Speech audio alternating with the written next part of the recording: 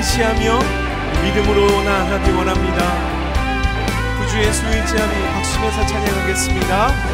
구주 예수 의지하니 심히 기쁜 일이세 영생 허락받았으니 의심할 줄 없도다. 예수 믿는 것은 받은 증거 많도다. 예수 귀한 예수 믿는 것 구주 예수 의지하며 구주 예수 의지하니 심히 기쁜 일이세 주를 믿는 나의 말 그의 피 3절 구주 예수 의지하여 구주 예수 의지하니 죄악 벗어버리네 아니 받고 영생하며 주께 모두 얻었네. 예수 믿는 것은 받은 증거 많도다. 예수 귀한 예수 믿는 것 예수 믿는 것은 예수 믿는 것은 받은 증거 많도다.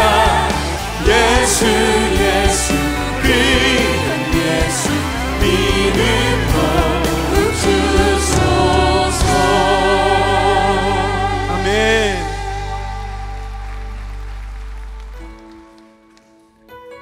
언제나 신실하신 그 주님 앞에 우리가 나아가기 원합니다. 오늘도 그 신실하심으로 우리를 붙드시고 인도하신 주님 찬양합니다. 주님 보좌 앞에 나아가 참된 안식과 기쁨 나누리겠네. 경배하며 주의 얼굴 구할 때 신실하신 주님 찬양해. 기도 들으시는 하나님, 기도 들으시는 하나님 폭풍 속에 내 등불 내 노래 시간 주의 날개 아래서 내 맘 쉬리. 신실하신 주님, 신실하신 주님 찬양해. 신실하신 하나님 신실하신 주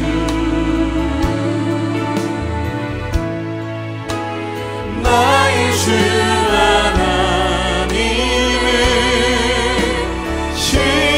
신실하신 주 신실하신 하나님, 신실하신 하나님 신실하신 주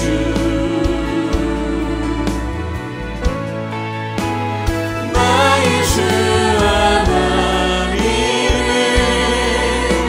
신실하신 주님.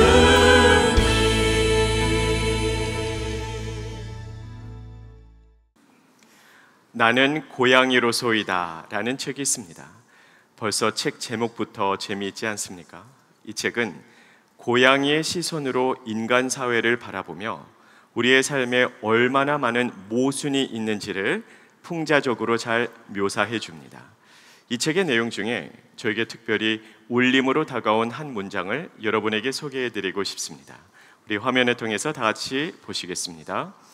무사태평하게 보이는 사람들도 마음속 깊은 곳을 두드려보면 어딘가 슬픈 소리가 난다. 누구나 공감할 수 있는 내용이죠. 우리 주위를 둘러보면 무사태평해 보이는 사람이 있습니다. 그런데 그런 사람이라 할지라도 마음속 깊은 곳으로 들어가 두드려보면 왠지 어딘가에서 슬픈 소리가 난다는 겁니다. 그 이유가 무엇일까요? 사람은 누구에게나 자기만의 사연과 아픔이 있기 때문입니다. 제가 이 자리에서 우리 지구촌 교회 성도님들을 보면 표면적으로만 볼 때는 모든 분들이 아무런 문제가 없어 보입니다. 심지어 미소를 머금고 계신 분들도 이 자리에 많이 있습니다.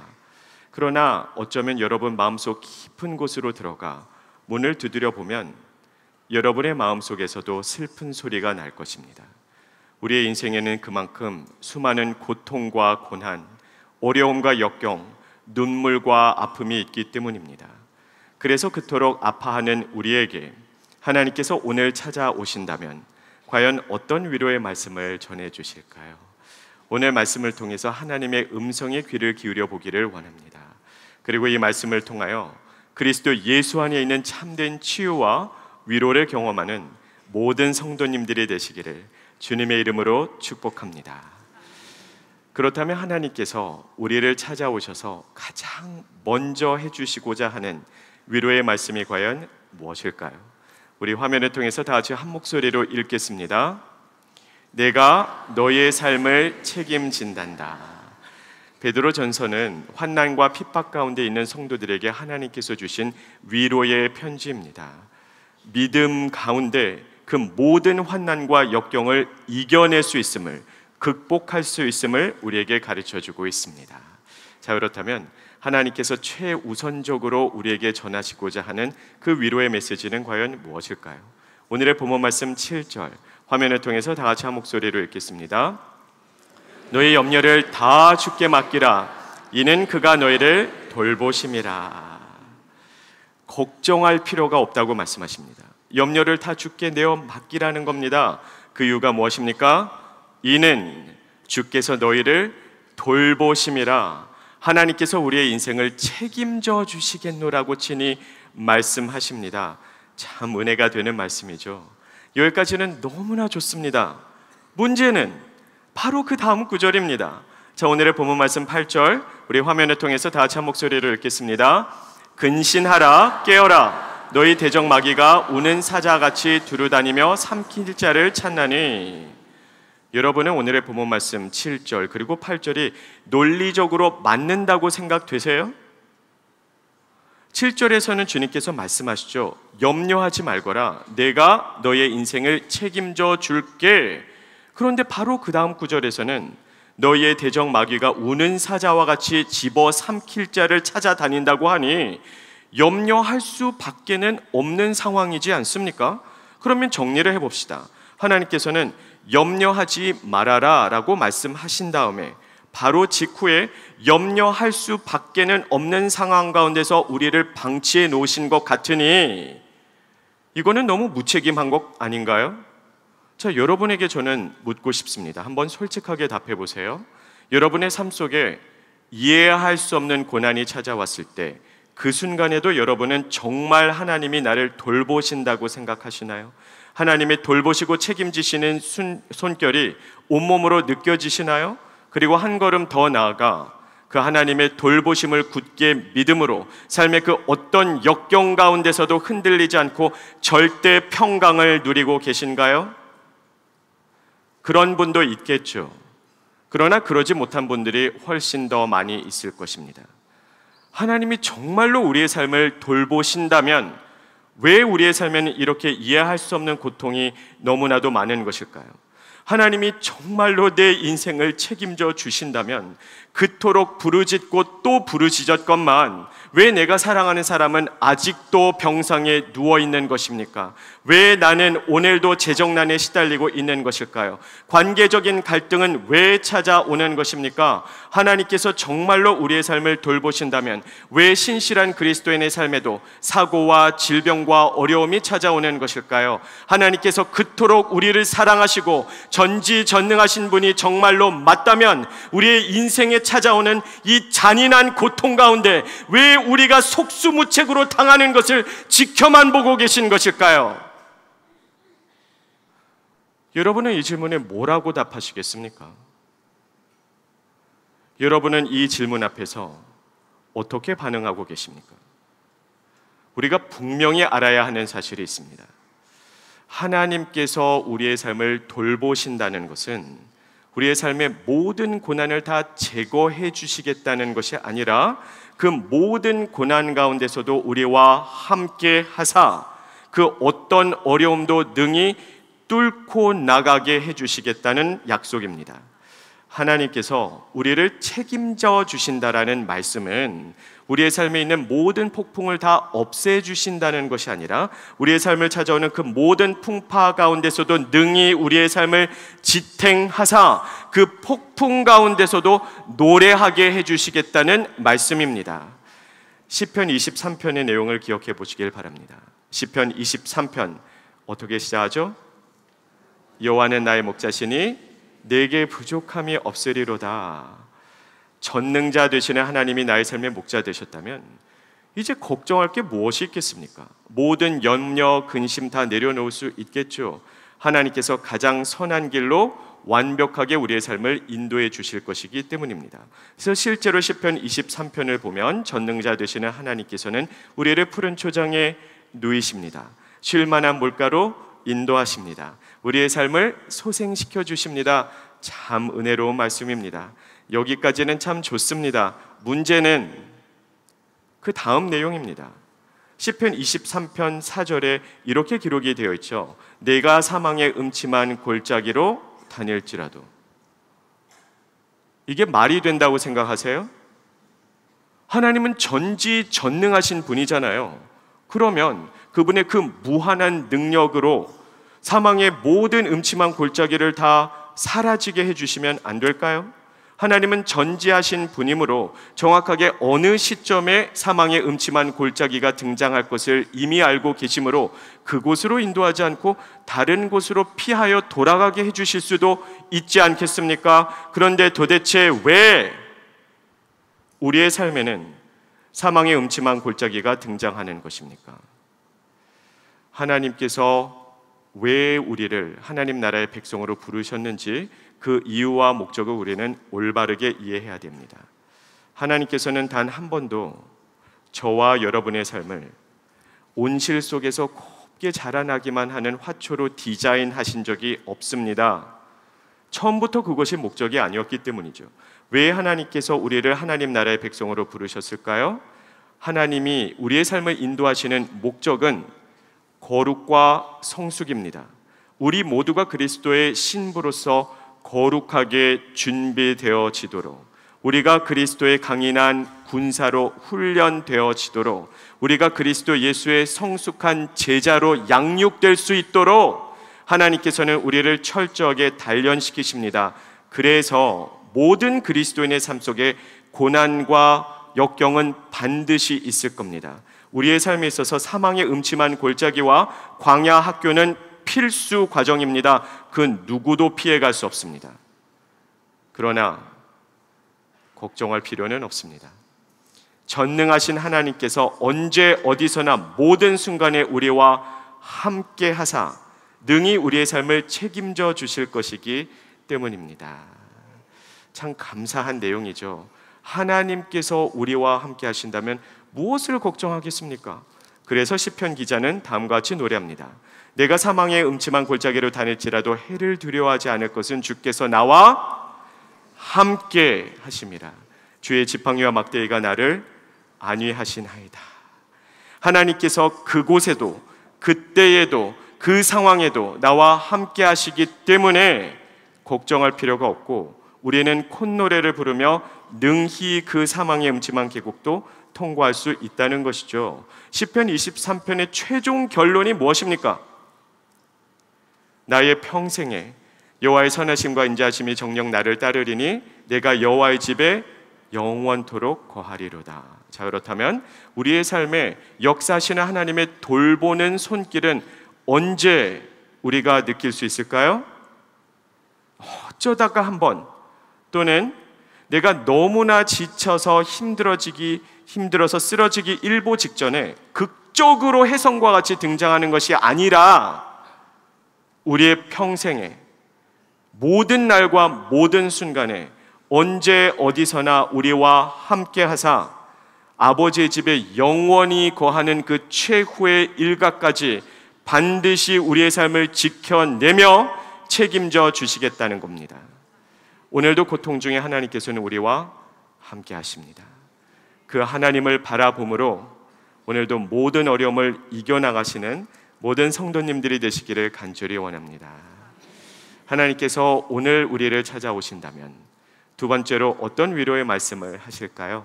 오늘 본문 말씀이 우리에게 전해주고 있는 그 두 번째 메시지, 화면을 통해서 다 같이 한 목소리로 읽겠습니다. 너는 혼자가 아니란다. 우리의 삶에 고통이 찾아오고 그 고난의 시간이 지속되면 어느 날 문득 이런 생각이 듭니다. 도대체 왜 나만 이렇게 힘든 것일까? 주위를 둘러보면 다른 모든 사람들은 그럭저럭 꽤 괜찮게 살아가는 것처럼 보입니다. 그들이 다 즐거워 보이지는 않을지언정 적어도 나처럼 괴로워 보이지는 않습니다. 그러다 보니 이런 생각이 들 수밖에 없겠죠. 왜 유독 나만 이렇게 힘든 것일까? 왜 내 인생만 산 넘어 산인가? 왜 하나님은 유독 나에게만 이토록 잔인하신가? 온 세상에 나 홀로 횡댕그러니 남겨져 있는 듯한 외로움을 느낄 때도 있겠죠. 그런 우리에게 하나님께서는 과연 뭐라고 말씀하실까요? 오늘의 본문 말씀 9절, 우리 화면을 통해서 다 같이 한 목소리로 읽겠습니다. 너희는 믿음을 굳건하게 하여 그를 대적하라. 이는 세상에 있는 너의 형제들도 동일한 고난을 당하는 줄을 알미라. 분명히 나는 나 혼자라고 생각을 했어요. 근데 하나님께서 말씀하십니다. 아니야, 너는 혼자가 아니야. 그리고 너의 형제들도 어떤 고난을 당한다고요? 동일한 고난을 당하고 있다는 겁니다.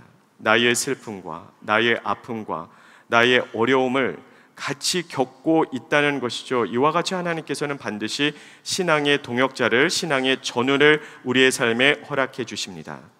다만 때로는 그들이 우리의 눈에 보이지 않기 때문에 외로운 순간이 찾아올 수도 있겠죠. 딱 이것이 열왕기상 19장에서의 엘리야의 심정이 아니었을까요?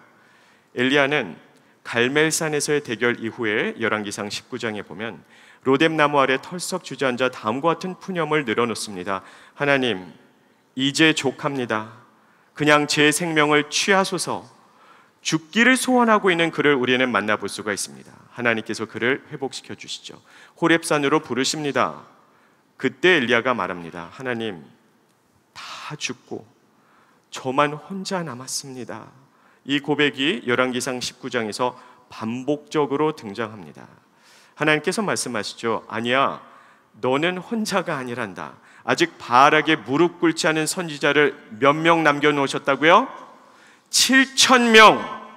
어마어마한 숫자입니다. 엘리야는 혼자 괴롭게 각계 전투하고 있다고 생각했습니다. 그러나 하나님께서 말씀하시죠. 아니야, 함께 목숨 걸고 싸우는 신앙의 전우들이 7,000명이나 있단다. 우리도 기억해야 되는 중요한 사실입니다. 그래서 하나님께서는 처음부터 우리를 교회로, 공동체로 부르셨습니다. 우리가 한 가족이 되고 한 몸이 되게 하셨습니다. 그 이유가 무엇일까요? 함께 울고 함께 웃으라고, 기쁨도 슬픔도 공유하면서 모든 고난을 함께 이겨나가라고 하나님께서는 우리를 공동체로 부르셨죠. 그래서 로마서 12장 15절의 말씀처럼 우리는 즐거워하는 자와 함께 즐거워하고 슬퍼하는 자와 함께 울어야 합니다. 우리는 한 몸으로 부르심을 받았기 때문입니다. 우리는 요한복음 13장 34절 말씀처럼 그리스도 예수가 우리를 사랑해 주신 것처럼 우리 또한 서로를 사랑해야 됩니다. 베드로전서 4장 8절의 말씀처럼 만물의 마지막이 가까울수록 우리는 무엇보다 서로를 뜨겁게 사랑해야 합니다. 왜냐하면 사랑은 허다한 죄를 덮기 때문입니다. 우리가 사랑으로 함께 울고 웃으라고 하나님께서는 한 공동체 그리고 한 몸 되게 해주셨기 때문입니다. 우리 지구촌 공동체의 발자취를 우리가 돌아보면 참 많은 굴곡이 있었다는 사실을 알게 됩니다. 때로는 너무나 즐겁고 행복했던 때가 있죠. 그런가 하면 너무나 괴롭고 슬펐던 때도 있을 것입니다. 이런 굴곡이 없는 교회가 세상에 어디에 있겠습니까? 좋을 때가 있으면 나쁠 때가 있고, 즐거울 때가 있는가 하면 괴로울 때도 분명히 있겠죠. 특히 지난 1년의 시간은 아마 많은 분들에게 있어서 힘든 시간이었을 것이라고 예상됩니다. 담임 목사의 자리가 공석이었기 때문입니다. 쉽게 흔들릴 수 있고 굉장히 혼란스러울 수 있는 시간이죠. 그럼에도 불구하고 지구촌 교회가 흔들림 없이 건강하게 전진해 나갈 수 있었던 이유가 무엇일까요? 그렇게 힘든 시간 속에서 하나님께서 주신 사명을 감당해낼 수 있는 저력이 어디에 있었던 것일까요? 이 질문에 대한 가장 본질적인 답은 전적인 하나님의 은혜입니다. 그러나 우리가 기억해야 될 것은 그 하나님의 은혜는 하나님의 사람이라는 통로를 통해서 우리에게 전달됩니다. 그런 의미에서 저는 우리 지구촌 교회를 섬기는 모든 목자님, 마을장님들을 얼마나 감사하게 생각하는지 모릅니다. 여러분께서 솔선수범해 주셨기 때문에, 여러분께서 앞장서서 섬겨주셨기 때문에, 여러분이 섬김과 봉사와 전도와 선교의 자리를 지켜내 주셨기 때문에, 여러분이 주위 사람들을 격려하여서 같이 봉사와 선교의 길로 이끌어 주셨기 때문에 우리는 건강하게 전진할 수 있었던 것입니다. 모든 목자님과 마을장님들께 진심으로 감사를 드립니다. 그와 동시에 우리의 다음 세대를 섬기는 교사님들께, 그리고 우리 지구촌 교회를 섬기는 모든 교역자분들, 모든 사역자분들께, 그리고 주차장에서, 부엌에서, 예배당에서, 교실에서 이름도 없이 빛도 없이 섬겨주시는 모든 봉사자분들께 진심으로 감사를 드립니다. 여러분의 수고와 노력과 눈물과 기도와 희생이 있었기에 오늘날의 지구촌 교회가 있는 것입니다. 여러분 한 분 한 분에게 마음 다해 감사드립니다. 그리고 모든 성도님들에게 부탁을 드리고 싶습니다. 오늘 중에, 오늘이 지나가기 전에 여러분의 목자와 마을장을 찾아가십시오. 여러분의 자녀를 가르쳐주는 교사를 찾아가십시오. 여러분이 찾아가지 못한다면 전화나 메시지로라도 연락해 주시기를 바랍니다. 그리고 지구촌을 섬기는 모든 봉사자분들, 여러분이 그냥 힐끗 쳐다만 보고 그냥 지나치지 마시고 반드시 목자, 마을장, 교사, 모든 봉사자들에게 오늘 중에 감사의 뜻을 적극적으로 표현해 주시기를 바랍니다. 감사합니다. 너무 수고하셨습니다. 목자님 덕분에 제가 즐겁게 사역하고 있습니다. 봉사자분들의 섬김 덕분에 우리가 즐겁게 예배드리고 있습니다. 감사를 표현하시기를 바랍니다. 그리고 가능하다면 맨입으로만 하지 마시고요. 가능하면 여러분의 목자에게, 봉사자분들에게 커피라도 한 잔 대접해 주세요. 여러분의 목자가 여러분에게 대접해 주는 것만 낼름낼름 받아 먹지 말고 우리도 함께 대접하고 우리도 감사의 뜻을 표현할 수 있는 훈훈한 공동체가 되기를 간절히 원합니다. 때로는 나 홀로 괴로이 각계 전투하는 느낌이 들 때도 있습니다.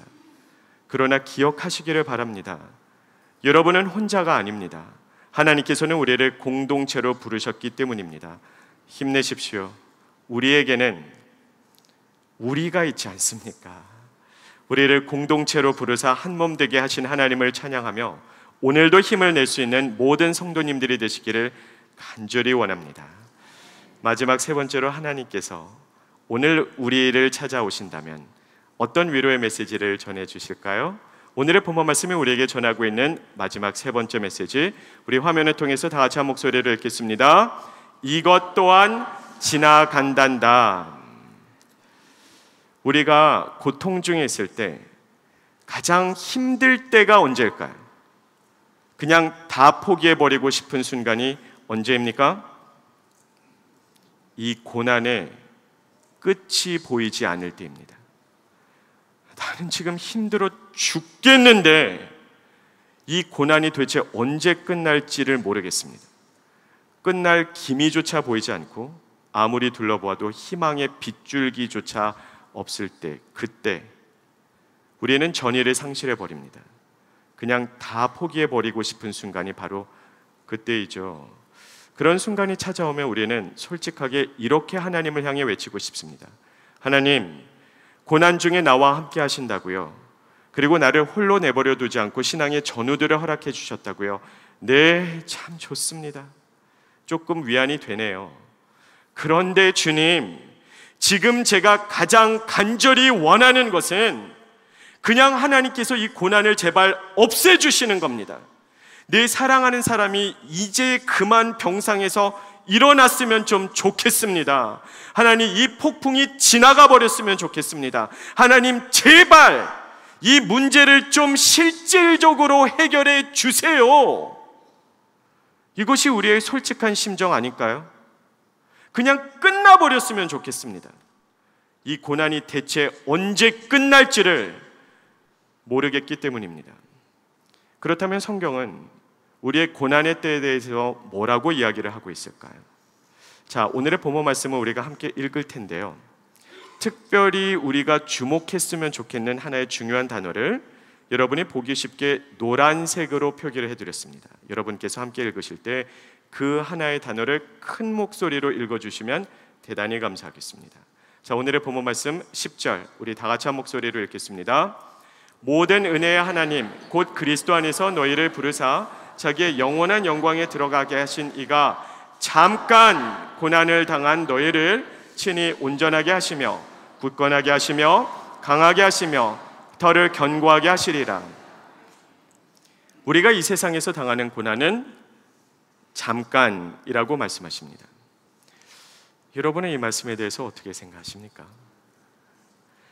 지금 당장 큰 문제가 없으신 분은 아마도 이 말씀이 큰 은혜로 다가올 것입니다. 그러나 지금 이 시간 극심한 고통 중에 있는 분에게는 이 말씀이 굉장히 불편하게 들릴 것입니다. 왜 그럴까요?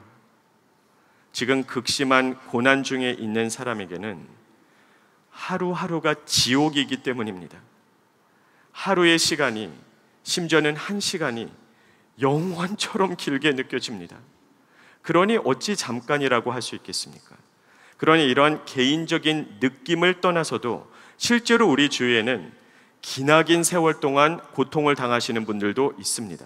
우리 교회도 지난 10년, 20년, 심지어는 30년 넘게 투병 생활하시는 분 있지 않습니까? 극심한 재정난에 오랜 기간 동안 시달리신 분도 있고 굉장히 심각한 관계적인 갈등으로 인하여 힘들어하시는 분들도 분명히 있습니다.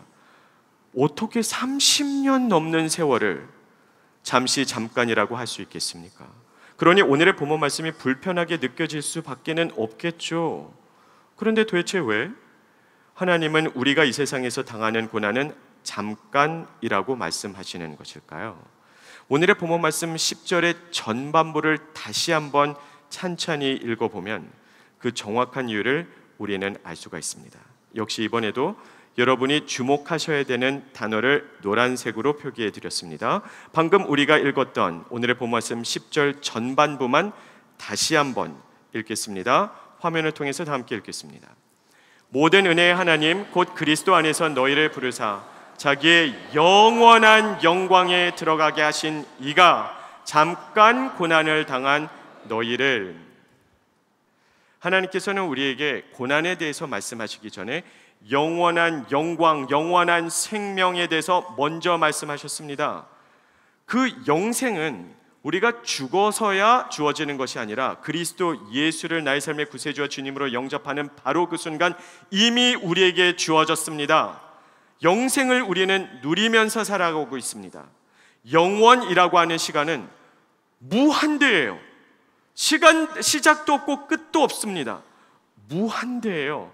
그 영원한 생명, 영원한 행복, 영원한 영광이 이미 우리에게 주어졌다는 겁니다. 그리고 그 영원에 비하여, 그 또는 영원에 빗대어 우리의 이 일생을 생각을 해보니 잠깐이라는 것입니다. 자, 우리는 이 세상에서 80년, 길어야 100년 정도 살아갑니다. 100년이라는 시간을 언뜻 생각하면 굉장히 길게 느껴질 수는 있겠으나 영원에 비해서 생각을 해본다면 정말 잠깐 지나가는 찰나에 불과할 수 있겠죠. 우리가 지금 살아가고 있는 이 지구가 굉장히 넓고 크게 생각될 수도 있겠으나 우주에 비해서 생각을 하면 지구는 그냥 먼지에 불과한 크기입니다. 한도 끝도 없이 무한대로 이어지는 기나긴 선 가운데 우리의 일생은 한 점에 불과하다는 것이죠. 그만큼 짧고 덧없는 것이 인생이기 때문입니다. 그래서 하나님께서는 오늘도 우리에게 말씀하십니다. 이 고통도 이 고난도 다 지나갈 것이란다. 자, 지금 이 자리에 계시는 모든 성도님들의 연령층이 궁금합니다. 60대이신 분들 한번 손 들어보세요. 나는 60대다. 70대이신 분들 손 들어보세요. 70대. 80대 이상 손 들어보세요. 네, 많은 분들이 손 들어주셨는데요. 지금 60대, 70대, 80대이신 분들에게만 제가 질문을 드리겠습니다. 답해 주세요. 여러분은 그동안 60년, 70년 또는 80년 넘게 살아오셨는데요. 그 80년이 넘는 세월이 정말 그토록 길게 느껴지셨나요? 아니죠. 눈 깜짝할 사이에 지나가 버렸죠. 참 이상합니다. 분명히 내가 10대 소년이었던 시절이 엊그제 같은데, 열정과 패기가 넘치던 20대 청년이었던 시절이 며칠 전이었던 것 같은데, 어느 날 정신을 차리고 보니 내가 중년의 나이를 지나 노년의 나이로 접어들었다는 겁니다. 그 기나긴 시간과 세월이 도대체 어디로 다 지나가 버리는 것일까요? 그렇게 길게 느껴지지 않습니다. 짧게 느껴집니다. 우리가 언뜻 생각하면 80년이라고 하는 세월이 굉장히 길게 느껴지지만, 실제로 80년을 넘게 살아본 분들에게 질문을 드리면 그것은 잠깐이었다라고 우리에게 말씀을 하고 있습니다. 우리의 일생은 그만큼 짧고 덧없는 것이기 때문입니다. 그런 세월을 우리가 함께 살아가면서 때로는 인생에서 너무 기쁘고 즐거워서 그냥 덩실덩실 춤을 추고 싶은 순간이 찾아옵니다. 그런가 하면은 너무나 슬프고 괴로워서 그 순간에 그냥 콱 죽어버리고 싶은 순간은 또 왜 없었겠습니까? 분명히 있었겠죠. 우리가 승승장구하여서 인생의 정점을 찍었다라고 생각되는 순간이 있는가 하면 갑자기 뚝 떨어져서 인생의 밑바닥을 살아가는 것처럼 느껴질 때도 있습니다. 그렇게 행복할 때는 그 기쁨이 영원할 것만 같았습니다. 그렇게 괴로울 때는 그 슬픔이 끝나지 않을 것만 같았어요. 그런데 인생을 살다가 뒤돌아보니 이 모든 것이 다 지나가더라는 겁니다. 그 어떤 슬픔도, 그 어떤 기쁨도, 그 어떤 괴로움도, 그 어떤 즐거움도 그 순간에는 영원할 것만 같았는데 결국 돌아보니 다 지나가더라는 것이죠. 그래서 하나님께서는 오늘 우리에게 말씀하십니다. 지금 네가 당하고 있는 고난이 끝이 안 보이지만 이것 또한 다 지나갈 것이란다. 그러니 조금만 더 인내해 주지 않겠니? 여러분은 어떻게 답하시겠습니까? 혹시라도 오늘 우리를 향한 하나님의 위로의 메시지가 아직까지도 별로 피부에 와닿지 않는다면, 자, 다음의 상황을 한번 상상해 보시길 바랍니다. 지금부터 저를 잘 따라오세요. 하나의 상황을 설정해 드리도록 하겠습니다. 오늘 예배를 마치고 여러분께서 예배당을 나가시는데 제가 여러분에게 다가와서 이렇게 말을 하는 겁니다. 성도님, 요즘 제가 재정적으로 너무 힘듭니다. 그러니 저에게 1,000만 원만 주세요. 1,000만 원을 빌려달라는 게 아니에요. 그냥 달라는 겁니다. 그러므로 만일에 여러분이 저에게 그 돈을 주신다면 저는 갚지 않을 거예요. 그냥 상상해보라는 겁니다. 실제 상황 아니에요. 자, 그러면 김우준 목사를 위하여 오늘 당장 선뜻 1,000만 원 나는 주겠다! 손 들어주세요.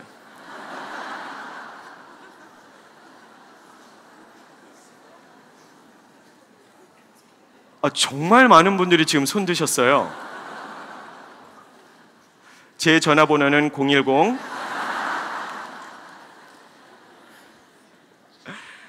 그러나 대부분의 분들이 손을 못 들죠. 그게 지극히 당연한 겁니다. 이게 빌려주시겠다는 건 정말 너무 감사한 일이지만 손을 못 드는 게 당연한 것이죠. 왜 그럴까요? 1,000만 원이 어디 뭐 옆집 강아지 이름입니까? 그렇게 큰 돈을 어떻게 선뜻 내어주겠습니까? 저라도 손을 못 들겠습니다. 자, 그런데 말입니다. 제가 조금 후에 이 똑같은 부탁을 다시 한번 드릴 거예요. 그런데 방금 설정해드린 이 상황 가운데 하나의 내용만 좀 더 추가하도록 하겠습니다. 자, 지금부터 시작됩니다. 여러분이 오늘 예배를 마치고 예배당을 나가시는데 제가 여러분에게 다가와서 이렇게 말을 하는 겁니다. 성도님, 저와 함께 오세요. 여러분의 손을 잡고 어떤 큰 방으로 가는데 거기에 산더미같이 돈이 쌓여 있습니다. 제가 여러분에게 이렇게 말을 하는 겁니다. 여기에 있는 돈은 총 1,000조 원입니다. 이것 다 성도님께 드릴게요. 제가 1,000조 원이라고 말해도 여러분이 놀라시지 않으면 여러분을 보고 제가 놀랍니다. 자, 1,000조 원은 아니더라도 1조를 생각해 봅시다. 1조라고 하는 숫자는 1 다음에 공이 몇 개죠? 알 수가 없죠. 나랑은 상관없는 숫자니까요. 1 다음에 공은 12개예요. 근데 1조가 아니라 1,000조 원이에요. 그러면 공은 15개예요. 참고로 대한민국의 1년 국가 예산이 1,000조 원이 되지 않아요. 그것을 개인이 소유한다는 것은 무한대의 돈을 소유했다 해도 큰 과언은 아닐 것입니다. 제가 방금 여러분에게 1,000조 원을 드렸어요. 그리고 이제 말합니다. 성도님, 저에게 1,000만 원만 주세요. 김우준 목사에게 1,000만 원 줄 분 손 들어보세요. 다 주실 수 있죠. 1,000만 원이 문제입니까? 2,000만 원, 3,000만 원, 1억, 10억도 기꺼이 내줄 수 있습니다. 1,000조 원을 받은 사람은 1,000만 원쯤 망설이지 않아요. 머뭇거리지 않습니다. 기쁨으로 웃으면서 당장 숨도 안 쉬고 내줄 수 있습니다. 1,000조 원을 받았기 때문이죠. 바로 이것이 오늘 본문에서 전개되고 있는 하나님 말씀의 논리입니다. 하나님이 먼저 우리에게 영원을 주셨잖아요. 영원한 생명, 영원한 기쁨, 영원한 영광을 우리에게 주셨습니다. 그리고 이제 우리에게 말씀하십니다. 잠깐 동안 고난이 있을 터인데 그 시간을 나에게 줄 수 있겠니? 영원을 받아 누리는 사람은 고민하지 않습니다. 망설이지 않습니다. 기쁨으로 얼마든지 내어드릴 수 있습니다. 베드로 전서 전체 핵심 메시지는 다음과 같습니다. 너희가 그리스도인으로서 이 세상에서 살아가는 동안에 반드시 환난과 핍박과 고난과 눈물의 세월이 있을 거야. 그러나 이미 너에게 영생이 주어졌고 이 세상에서의 삶이 다하는 그날 여전히 여러분에게 영원한 영광, 영원한 기쁨, 영원한 생명이 있을 터이니 이 세상에서의 잠깐의 시간 동안에 그리스도의 고난에 동참하지 않겠는가? 이 선택의 기로에서 여러분은 오늘 어떤 선택을 하시겠습니까? 정말로 영원한 생명을 받았다는 것을 믿는 사람은 망설이지 않습니다. 머뭇거리지 않습니다. 기쁨으로 헌신할 수 있지 않겠습니까? 우리에게는 영원한 영광이 이미 있고 또 기다리고 있기 때문입니다. 오늘도 우리와 함께 하시는 그 영원한 영광으로 이끄시는 하나님을 바라보므로 이 세상의 고난이 언젠가는 지나간다는 것을 깨달음으로써 그리스도의 고난의 기쁨으로 동참하는 저와 여러분 모두가 되기를 간절히 원합니다. 혹시 이 자리에 계신 분들 가운데 위로가 필요하신 분 계십니까? 오늘도 하나님께서는 변함없이 우리에게 말씀하십니다. 내가 너의 인생을 책임진단다. 너는 결코 혼자가 아니란다. 그리고 걱정하지 말거라. 고난은 잠깐뿐이니 이 또한 다 지나간단다.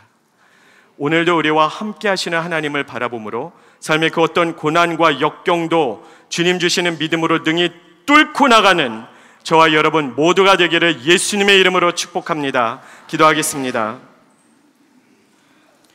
참 좋으신 아버지 하나님, 고난 중에 예배하기 위해 이 자리에 계시는 성도님들을 주님께서 친히 위로하여 주시옵소서. 주님께서 그 마음을 어루만져 주시옵소서.